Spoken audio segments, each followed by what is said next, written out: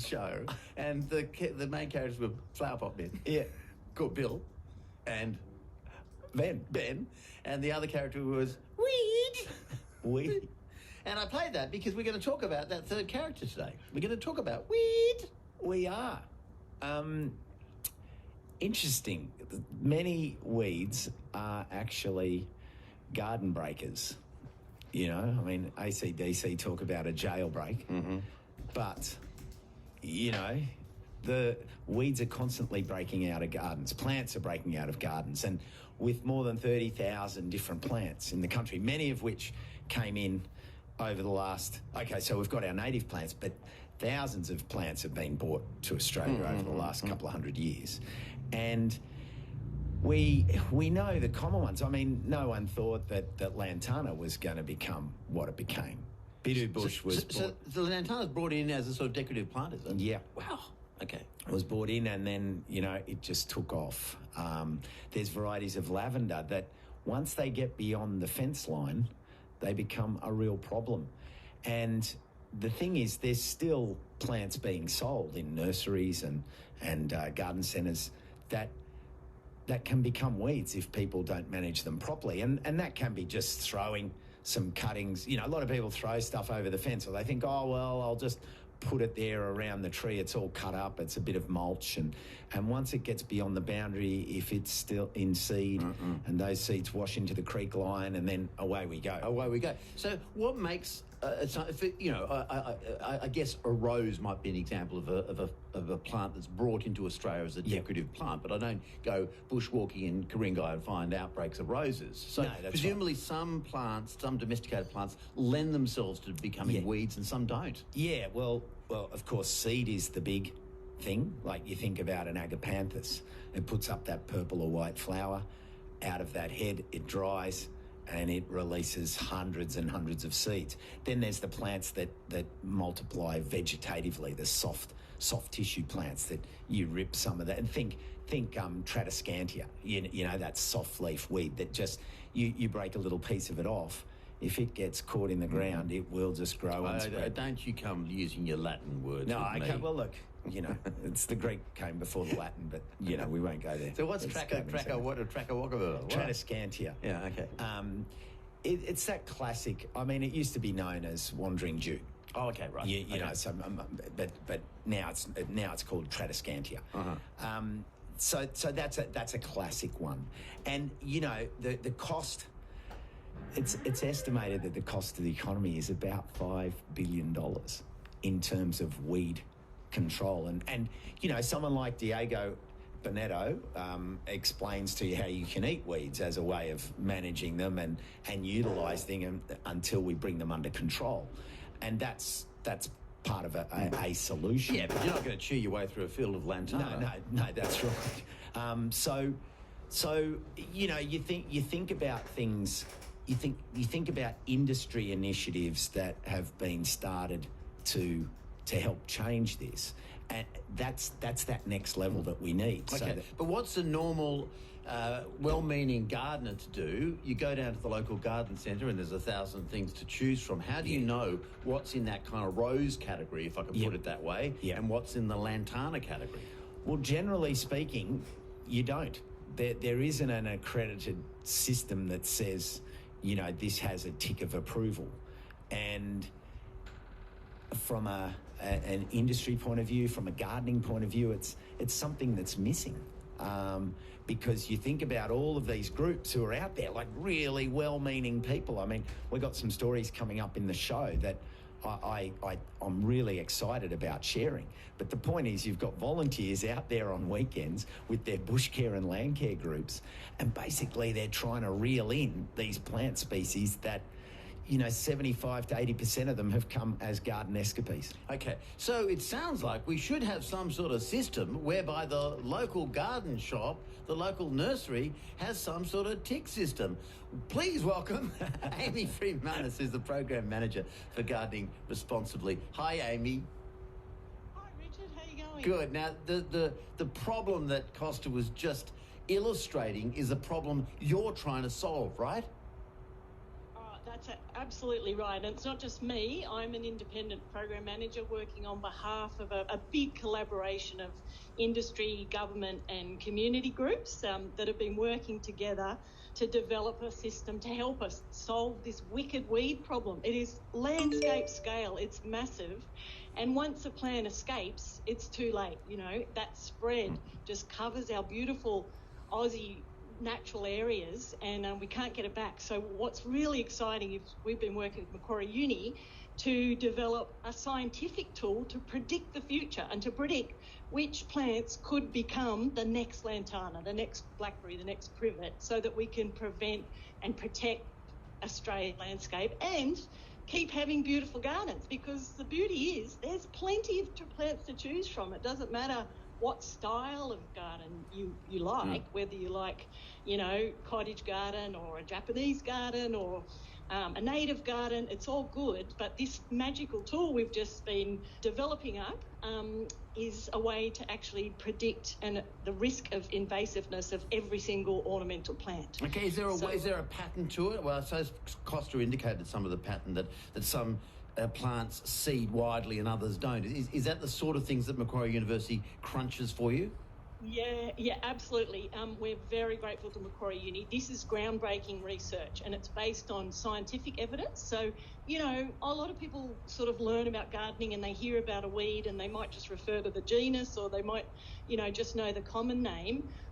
And so this is a new tool that uses factors of invasiveness. So if you jump onto our website, Gardening Responsibly, you'll be able to learn a little bit more about it, because it's like Costa said, it's sometimes the dispersal mechanisms. Like, it's much easier for a plant to spread across the landscape if it's got berries and birds fly across the landscape. But there's other factors. So in order to categorise a plant as an invasive weed, it actually has to have an impact as well on people, plants or animals in Australia. And it also usually has a history of invasion, either overseas or in Australia. And so it's not one thing that makes it an invasive weed. It actually has to have multiple factors of invasiveness. And the end plan, the big plan, is to end up, when I go into the local nursery, that there'll actually be ticks on some plants, yeah? Absolutely right. We want to make it easier for everyone to garden responsibly, and so we've set up this voluntary not-for-profit certification scheme where we can use Macquarie Uni's science, and everyone can be part of gardening responsibly, the movement to garden responsibly, and just look for the ticks, the eco label. It's a nice, friendly label that we've been developing with our wonderful nurseries that have been partner to this in Sydney. And we've also got Australian Institute of Horticulture. We've had wonderful landscapers and landscape designers all being part of the design of this new system, this new certification scheme. So is an alternative just to buy natives, or in the wrong place can, I don't know, a WA native actually be a problem in Sydney? Yeah, that actually can happen, and that there are plants emerging. So there's always plants emerging, and it's around propagule pressure. So it's sort of like if you put a street tree in, one or two, it's okay. But if you do a whole suburb with the same street tree, you're really loading up that the number of propagules that can spread into local creeks and reserves and bushland. So some natives, but generally speaking, natives, you know, are much more suitable to the environment across Australia. So they're a safe choice, but you can still check whether they've got the tick or not when we get our system up and going. Okay, they're less likely to go nuts. I mean, you're obviously going to try to cover all the plants in the nursery over time, but right now, when you think about the real culprits, what are the things that you'd like to, in a way, warn gardeners off and say, look, you know, maybe don't plant this? I mean, lantana's a great example, but what are the others? And I'm going to correct you there, Richard, because what we want is we want to make sure we get the right plant name, because even the experts are surprised by our research. Once you use evidence, it's not just the genus name of the plant, it's right down to the species and the cultivar. So it's really important to do this scientifically, and we want to change that sort of understanding of plants. So I reckon the best bet is to talk to people in your nursery where you buy your plants, because they're horticultural experts. As I said, Australian Institute of Horticulture and the nursery and garden industry have been wonderful partners for us, and they've got great advice on the actual plants. What about, don't I see some things which are called sterile cultivars where they're kind of guaranteeing they won't go nuts? Yeah, absolutely. And I think that's what Costa was saying about if it's a seeding and it's a proliferative and it produces a lot of seed, it can spread more easily. Definitely there's some sterile cultivars in there, but there's, like Costa said too, you can actually maintain your garden. So if you've got something that, like an agapantha that's flowering and then it seeds, you can just prune it before it seeds, and put those seeds away.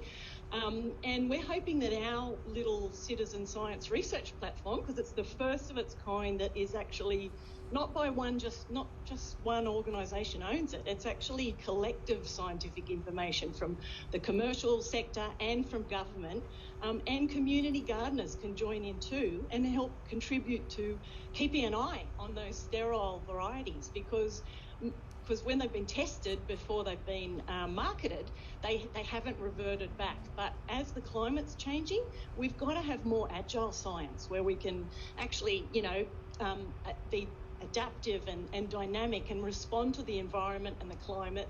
I mean, just think about the last 10 years, drought and floods. That's affected the landscape and which plants are going to take off and which ones aren't. So that's why our portal, our website's really important, because it's groundbreaking, it's new, it's the first time anyone's been able to do this sort of scientific work to prevent weeds and protect our beautiful landscapes. Okay, Garden Responsibly. Aimee Freemanus is with us. Costa Georgiadis is as well. Just a few texts coming in. Costa, coral berry ardesia. We call it red privet. Hate seeing it in the big chain store, says Meg from Narara.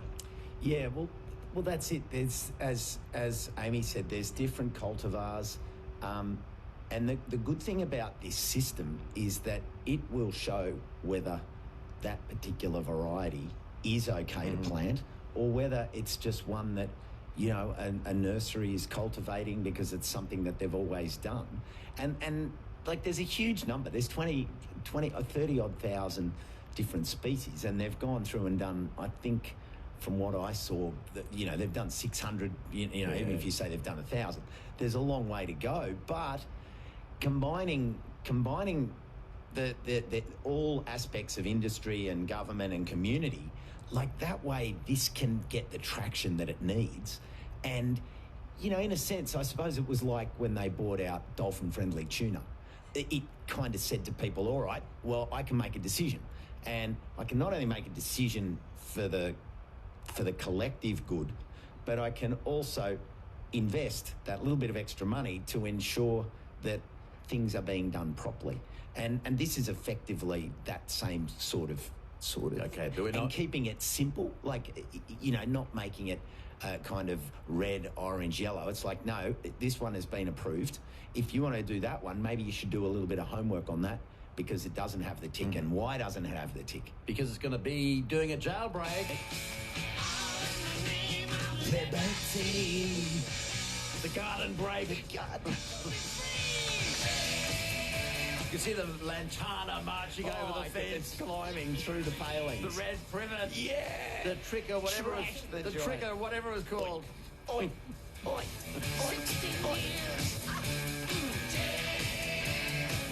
Pete says, great news on the tick for good plants, and responsible gardeners never should dump their plant waste in the bush. Please use the green bin. Well, that's absolutely right, isn't it, from Pete?